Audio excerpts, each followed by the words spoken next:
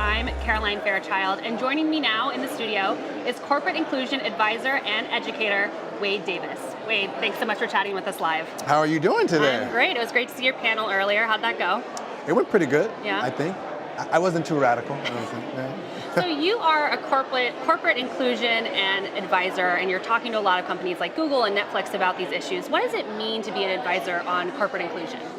So I would say it's helping them think about their strategies, whether it's hiring, whether it's retention, whether it's upskilling their senior leaders on how to talk about diversity and inclusion.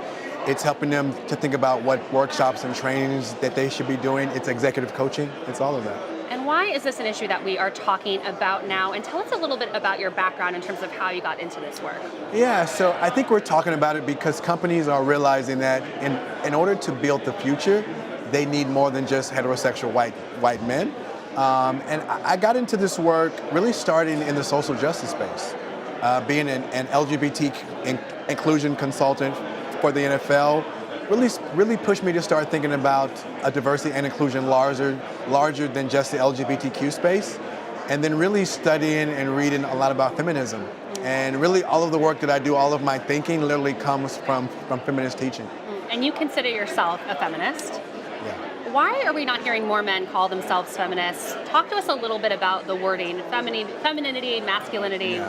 What can we learn? I think more men aren't calling themselves feminists because we actually don't know what the term means, right? All that it means is that you believe in the social, political, economic equality of all genders. That's really all it means. And I bet you that you won't find one man who says that he's not for that. I think the challenge is that we have located the idea of masculinity in opposition to femininity. So men hear the term feminist and they associate it with being less than a man.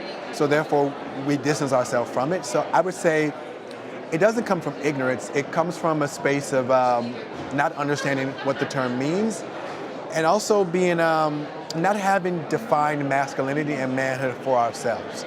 Yeah. And a lot of men are afraid to talk about these issues, afraid to talk about kind of gender norms and that type of thing. How do you work with companies to make sure that leaders, particularly in business, are comfortable talking about these type of issues in the workplace?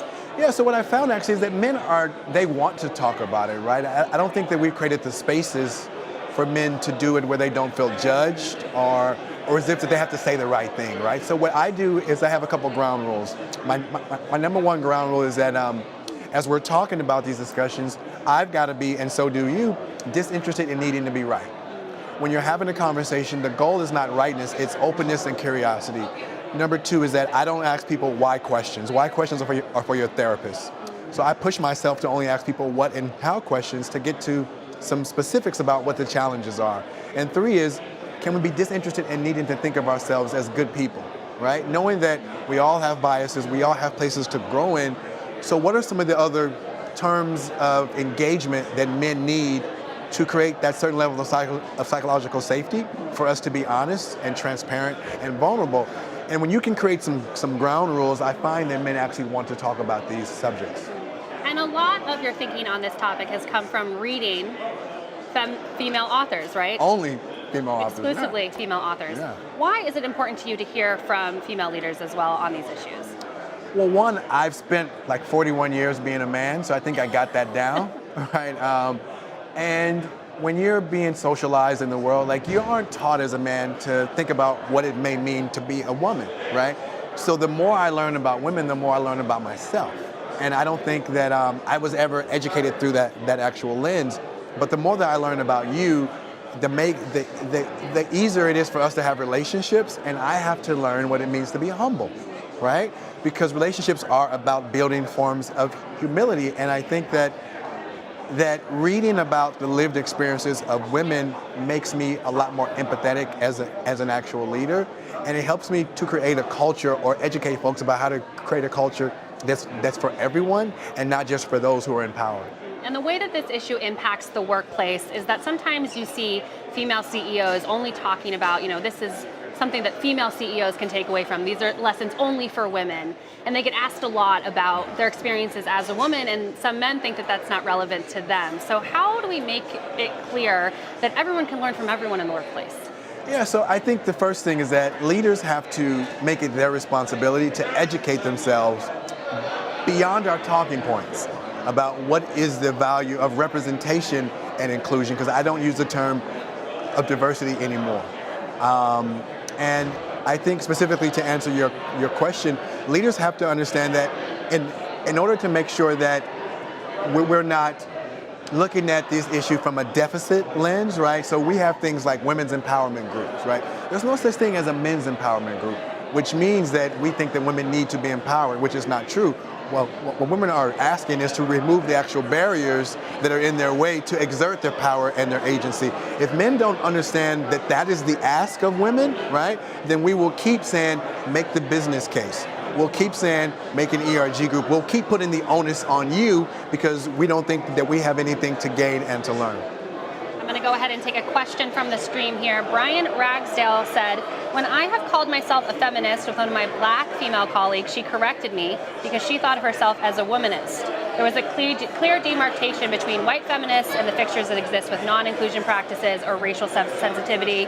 How do you bring intersectionality into feminism? Yeah, so the term womanist was coined by Alice Walker, and it was trying to make a distinction between white feminism and black women, right? But I don't think that the terms don't work together if the end goal is the actual same, right? That we're centering those who are most marginalized, right? And a lot of the challenge with feminism is that we center white women over black women.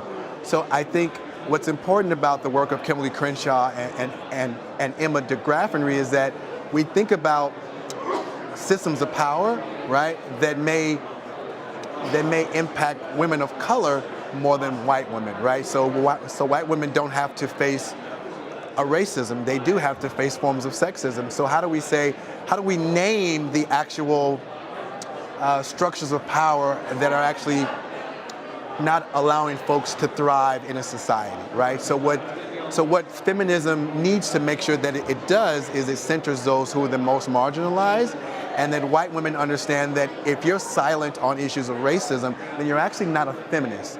Then what you are is an individual who's more interested in your own plight than the plight of all of us. And what we're really talking about here is just treating any group as kind of a monolith, right? If you treat women as a monolith, there are people on the margins who are going to feel cast out. What is happening within companies that are doing this well in terms of educating people in the workplace about these issues? Companies who are doing it well is that their senior leaders are actively involved. Far too often, the CEO passes this work off to the head of diversity or the HR department.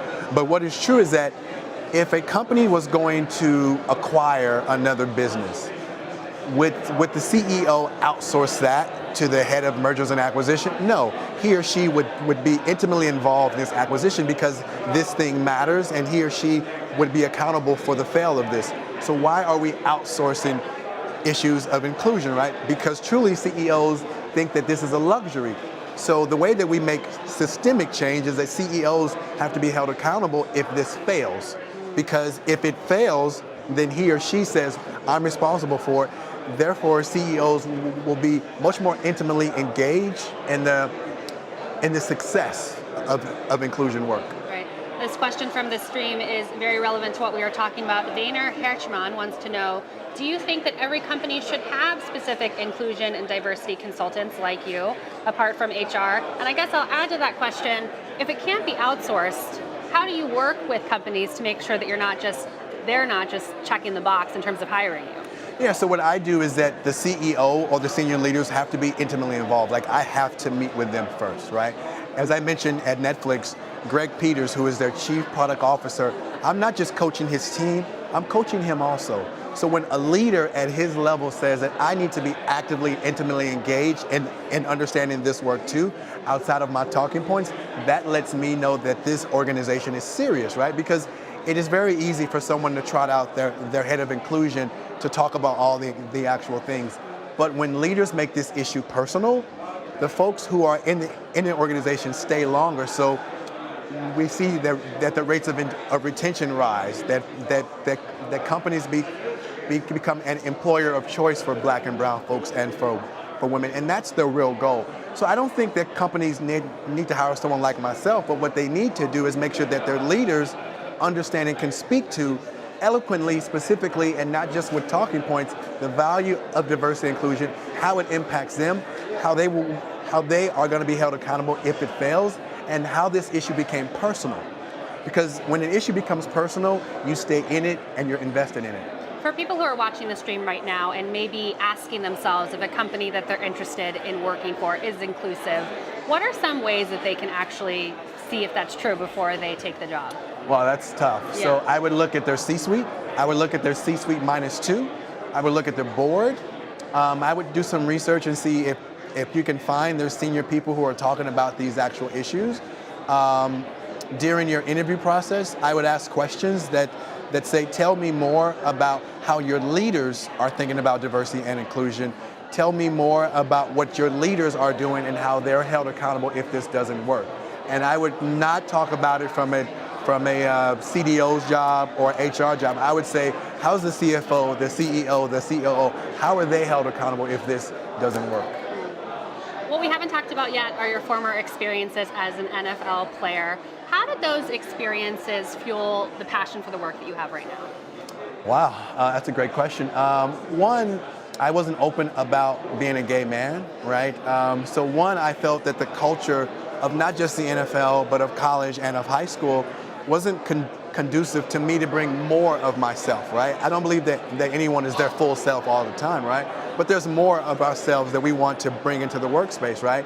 So the fact that I wasn't able to do that, and I understood the impact that it had on me, right? So what we have to understand is that there's an impact on not just you as an individual or someone else, but on the organization. So when I started to think about that, I was like, wow, what more can I do as a consultant, as a leader, to push the thinking in organizations about how can they go beyond the transactions, right? Saying that I brought in a speaker, or we've got an ERG group. What are the actual transformative things that you're doing that, again, starts at the top? Well, Wade, I look forward to following your work. Thank you so much for joining us.